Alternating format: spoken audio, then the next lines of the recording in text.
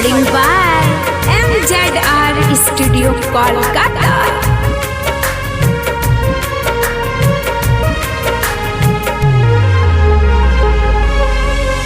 दिलवा तोड़ के कैले बड़े ते पाप रे जनुआ, दिलवा तोड़ के कैले बड़े ते पाप रे जनुआ, कि तोरा ऊपर वाला भी करतौ नहीं माफ रे जनुआ, कि तोरा दिलवा कबो करतौ नहीं माफ रे जनुआ।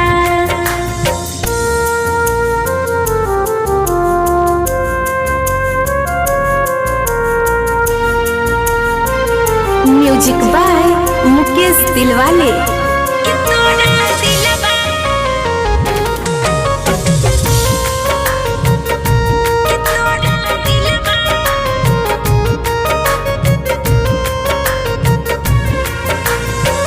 बिना देखल एको पन्ना रहत रहला, छोरा बन साथ हमार कहत रहला।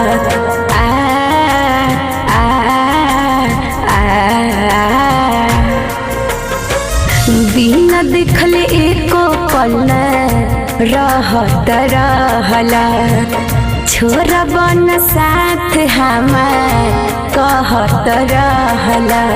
प्यार की अदालत में मिली ना इंसाफ रे जनुआ, प्यार की अदालत में मिली ना इंसाफ रे जनुआ, क्योंकि तोरा दिलवा कब करतौ नहीं माफ रे जनुआ, कि तोरा ऊपर वाला भी करतौ नहीं माफ रे जनुआ।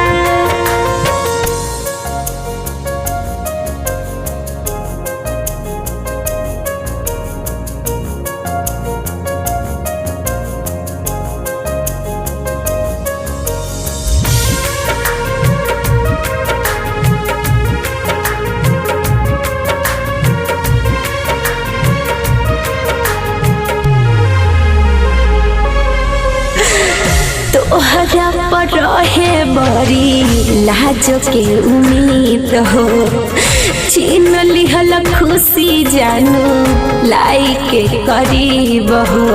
आ आ आ तोहरा पर रहे बड़ी लाजो के उम्मीद हो, छीन लिहल खुशी रंजन लाई के करीब हो। प्यार के नामवा सुनते रोआ जाता का परे जनुआ, प्यार के नामवा सुनते रोआ जाता का परे जनुआ, कि तोरा दिलवा कबो करतौ नहीं